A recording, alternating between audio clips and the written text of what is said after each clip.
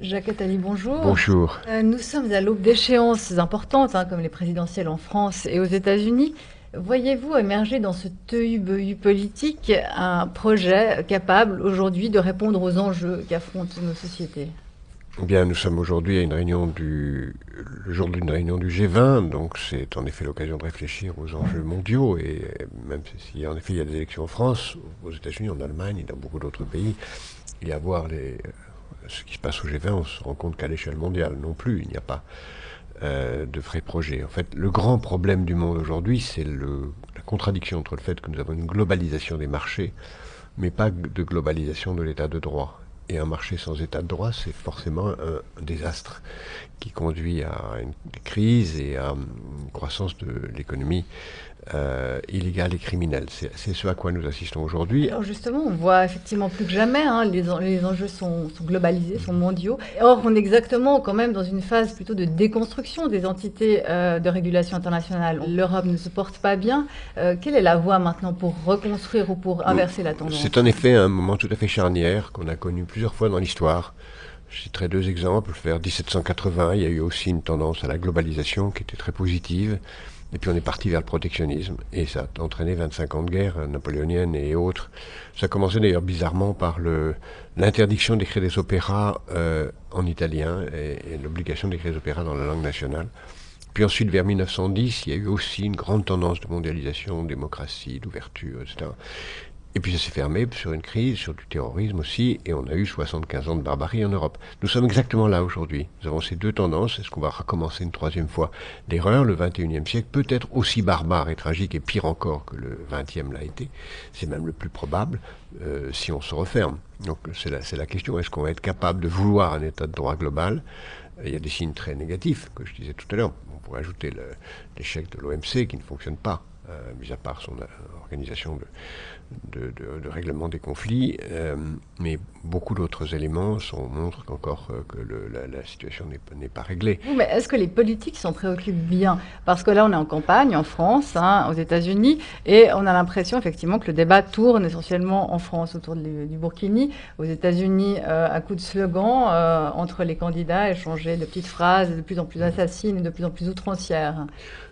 Pour ma part, je dirais que c'est la preuve que la campagne n'a pas commencé. C'est-à-dire que En France? en France et aux États-Unis aussi, en fait, premièrement, les hommes politiques ou les femmes politiques, disons les États, les politiques sont beaucoup moins puissants qu'avant. Justement, pour la raison qui pour moi est la plus importante, qui détermine tout, c'est que le marché est plus important que les nations. Aujourd'hui, et je le regrette. Et donc, les hommes politiques sont sans pouvoir réel, enfin de moins en moins de pouvoir. Donc forcément, les gens sont sceptiques, critiques, râlent beaucoup à l'égard des politiques. Et les politiques ne savent pas présenter un programme, puisque de toute façon, ils n'ont pas les moyens d'agir sur le réel. Ils pourraient l'avoir beaucoup plus. Donc ils agissent sur des petites choses. Aux États-Unis, il y a cette idée de fermeture des frontières, un mur, en plus un mur qui serait, avec le Mexique, qui serait payé par les Mexicains. N'importe qui de sérieux éclaterait de rire quand il entendrait une chose pareille. Mais en même temps, en France, la campagne n'a pas commencé. Pour moi, la raison profonde de Y a-t-il un candidat qui vous... Alors évidemment, pour l'instant, je réserve mon point de vue sur cette question, d'autant plus que je n'ai pas de programme devant moi, en dehors du programme que j'ai constitué avec un grand nombre de Français, et qui est sur la table aujourd'hui, qui montre qu'on peut avoir un programme. Il n'y a aucun programme complet en France, donc moi je ne me prononce pas sur Même les... celui du potentiel candidat Emmanuel Ah, Macron? écoutez-moi, ce serait un vrai scoop que vous me disiez qu'il a un programme. On verra lorsqu'il en aura un. Il n'y a pas de programme, personne n'a de programme. Les programmes présentés par les candidats de la droite ne sont pas bouclés financièrement, ils ne sont pas cohérents, donc on ne peut pas les considérer comme Donc tels. aucun ne vous convainc. Maintenant, Mais il si n'y en vous a pas. deviez appeler à voter Mais il n'y en a pas de ni pour programme. Emmanuel Macron, Il n'y a pas de programme. Donc j'attends une campagne présidentielle. Mais une raison profonde pour laquelle il n'y en a pas dans la société française comme dans la société américaine, c'est que, au fond, les citoyens se rendent compte que le monde est tragique, que la guerre menace. Et plutôt que de s'occuper des choses sérieuses, dire on va prendre des problèmes après le corps et s'en occuper, eh bien, ils préfèrent se noyer dans le spectacle. Le Burkini, le Pokémon, la démission d'un ministre, telle ou telle anecdote sans importance, nous permet de croire qu'au fond, tout ne va pas si mal, puisqu'on peut s'occuper de choses sans importance. Tout ne va pas si mal, puisqu'on peut s'occuper de choses sans importance. Et on a l'impression qu'en s'occupant de choses pas importantes, on conjure le mal. On empêche la tragédie d'arriver. Mais on n'empêche rien. au contraire. Et donc, pour ma part, je voudrais qu'on sorte de cette stratégie de la futilité, qui est celle de chacun d'entre nous. Et, si je peux me permettre, des journalistes aussi. Les réseaux sociaux, quel rôle ont-ils là-dedans? Les réseaux sociaux sont un phénomène d'accélération de ce qui se passe par ailleurs. La réalité sociale est aujourd'hui dans cet aveuglement volontaire de nations très conscientes, en fait, de la tragédie du temps. Mais c'est une façon de dire... vous savez, il y a... encore un instant, monsieur, il y a 3 phrases qui sont prononcées par 3 femmes au XVIIIe siècle en France et qui sont très importantes. Madame de Pompadour en 1757 qui dit « Après nous le déluge », c'est toujours vrai aujourd'hui. Je crois que c'est la princesse de Lamballe qui, devant l'échafaud, dit « Encore un instant, monsieur le bourreau ». Et le jour du couronnement de Napoléon, sa mère qui dit « Pourvu que ça dure ». Ben, voilà, ces 3 phrases sont l'idéologie de l'Occident d'aujourd'hui. On a l'impression aussi que la politique est devenue une sorte de produit de consommation, que les hommes politiques offrent à leurs clients ce qu'ils ont envie d'entendre en matière de politique publique, comme en matière de slogans. Comment est-ce qu'on peut changer cette façon de faire de la politique aujourd'hui? D'abord en comprenant que la raison profonde de cela, c'est la priorité donnée au court terme, qui est liée au fait que nous sommes des sociétés qui faisons l'apologie uniquement de la liberté individuelle, qui, lorsqu'elle est poussée à l'extrême, conduit à la déloyauté.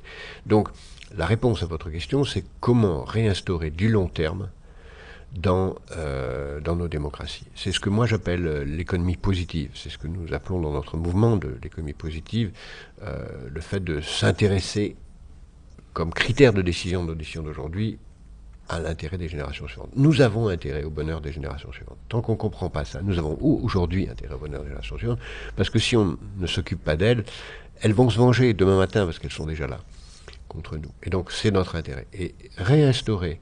Moi, je rêve d'un Parlement qui aurait une chambre des générations suivantes qui donnerait un avis en fonction du point de vue de ceux qui n'ont pas encore le droit de vote. Mais très concrètement, justement, comment s'y prendre? Est-ce que les gens, justement, ont les capacités aujourd'hui encore de réfléchir au-delà du clic, au-delà de l'immédiat et de l'émotion? Bien sûr, bien sûr, bien sûr. Le niveau, en particulier partout dans le monde, moi j'ai le privilège de voyager beaucoup, le niveau intellectuel, de culture, de conception géopolitique, de réflexion philosophique dans le monde est infiniment plus élevé qu'on ne le croit.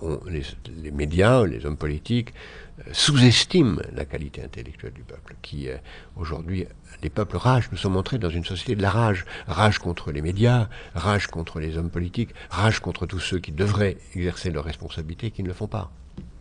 Et pour calmer tout ça, justement, il faudrait davantage de politique participative, davantage de votation, de référendums. Non, je ne crois pas. Je ne crois pas que les référendums soient une bonne solution, parce qu'au référendum, les gens, sauf dans le cas particulier de la Suisse, qui est traditionnellement habitué à cela de façon assez longue et qui n'a pas de leader charismatique, et c'est très bien ainsi. Ça, vous le pensez, vous ne l'avez pas toujours dit, que le modèle suisse... Non, non, je l'ai dit et j'ai écrit que le modèle suisse... la construction européenne se fait d'ailleurs, je n'ai pas dit que je donnais un blanc-seing à la Suisse pour tout ce qu'elle fait, mais il n'y a que 2 entités dans l'histoire humaine qui sont construites du bas vers le haut, c'est-à-dire des gens qui se rassemblent pour faire un État. C'est la Suisse, au 13 ou 14e siècle, et c'est l'Union européenne qui s'est construite par des nations du bas vers le haut. En général, ailleurs, les gens ne répondent pas à la question des référendums. Ils répondent à celui qui a posé la question. Et donc on dit non parce qu'on n'aime plus celui qui a posé la question, ou on dit oui parce qu'on l'aime encore. Donc c'est extrêmement dangereux. Non, je crois qu'au contraire, nous avons besoin de projets. Mais qui les porte, ces projets? Pour l'instant, personne. Il faut des projets, il faut des visions du monde, il faut des Weltanschauung de notre réalité. Aux États-Unis, ça s'appelle le rêve américain, ça existe encore, et c'est un projet, le rêve américain, ça continue à exister. Le rêve européen, tout le monde rit quand on parle du rêve européen, alors que personne ne rit quand on parle du rêve américain. Tout le monde rit quand on parlerait du rêve suisse ou du rêve français. Il ne faut pas rire. Il faudrait donner du sens à ça. Mais justement, les seules personnes qui pensent aujourd'hui globaliser, qui semblent avoir un projet pour les sociétés, ce sont les grands patrons de Google, de Facebook, d'Apple. Est-ce qu'il faut leur laisser les clés de la maison? Non, non, ils ne pensent pas à un projet global, ils pensent à un projet pour leur entreprise. Donc c'est leur rôle, et ils sont payés pour ça. Mais ils ont une vision particulière qui leur est propre de la planète, du lien entre les gens, non, de la ils ont une vision de ce qui est bon pour eux. C'est très bien ainsi. Mais il y en a d'autres qui ont cette vision plus globale. Il y a des représentants des institutions Mais internationales. eux fédèrent contrairement aux politiques. Peut-être parce Non, qu'ils ont un projet. non, ils ne fédèrent pas. On ne peut pas dire que personne n'a voté pour M. Tim Cook ou pour M. Qui que vous voulez, patron. Zuckerberg, mais néanmoins, tout le monde pratique leur modèle. Oui, tout le monde, non, tout le monde utilise leurs techniques et leur font gagner l'argent, c'est tout. Non, on ne peut pas transformer ces gens-là en idéologues, ils ne le sont pas, ils s'en moquent d'ailleurs complètement. Certains d'entre eux ont des passions personnelles, comme certaines personnes de Google sur l'immortalité, ou envie d'apporter des services, mais l'objectif d'abord et avant tout est unique, et c'est respectable, c'est de gagner de l'argent. C'est donc s'inscrire, non pas dans un projet de société, mais dans un projet de marché. Toujours cette dialectique entre marché et démocratie, marché et état de droit, où ces gens-là sont dans le marché et donc envie de prospérer dans le marché et n'ont absolument rien à faire de l'état de droit. Jusqu'au moment où ils vont se rendre compte, ce qui n'est pas encore le cas, qu'ils ont intérêt à un état de droit. Parce qu'un marché sans état de droit, c'est le chaos même pour les entreprises. Et donc, je pense qu'il viendra le moment, j'espère que ce ne sera pas trop tard, où ils comprendront que ce serait leur intérêt de favoriser la puissance des institutions internationales, la mise en place de règles de droit, en particulier de droit de propriété à l'échelle de la planète. Mais quand même, là, on est à un état de si. Concrètement, dans les 10 ans qui viennent, la troisième voie, ce sera la social-démocratie qui regagnera du terrain ou ce sera le fascisme en Europe comme ailleurs en Occident? Ça dépend de nous. Hein. La troisième voie, ça peut être aussi la Troisième Guerre mondiale. Ça dépend de nous. Dans les 10 ans. Dans les 10 ans. Ça dépend de nous. Dans les 10 ans, une Troisième Guerre mondiale est tout à fait possible. Elle peut être possible demain matin par un incident en mer de Chine ou entre la Pologne et la Russie. Mais sans scénario catastrophe. La voie qu'on emprunte maintenant. Mais encore une fois, ça dépend de nous. Ça dépend de nous. Ça dépend du comportement de la jeunesse. Quand on me pose cette question, je réponds toujours que nous ne sommes pas des spectateurs du match. Nous ne regardons pas un match de foot. Nous sommes des joueurs. Donc un spectateur se dit oui, qu'est-ce qui va se passer? Un joueur se dit je me moque de savoir ce qui va se passer. Je vais gagner le match. Nous pouvons encore gagner le match. Nous pouvons encore très très facilement. Il y a énormément d'acteurs. Nous réunissons au Havre du 13 au 19 septembre, 11 000 personnes qui viennent du monde entier, y compris de Suisse, et qui sont des acteurs de ce changement positif, qui montrent que le changement positif est en marche et il est possible. Alors, est-ce qu'il va gagner? J'en sais rien. Alors la jeunesse, justement, elle vous inquiète ou elle vous rassure? C'est une jeunesse Pokémon ou une jeunesse conscientisée? Bon, la jeunesse a conscience qu'elle sera là pour longtemps. Pas quand vous parlez à un étudiant qui est en fac aujourd'hui, vous devez lui rappeler une évidence, c'est qu'il sera encore actif en 2080. Et qu'il faut lui parler de 2080, parce que il sera là. Et que même ceux qui seront enseignants en 2080 parleront à des étudiants qui seront là en 2160. Donc nous, aujourd'hui, nous parlons à des gens qui parleront à des gens qui seront là en 2160. Donc ça intéresse du long terme, et ils le savent. Et en 2017 qui doit être en France et qui Oui, doit vous me ramenez une question anecdotique. Je ne réponds pas. Merci, monsieur Attali. Je vous en prie. C'est une excellente journée. Merci.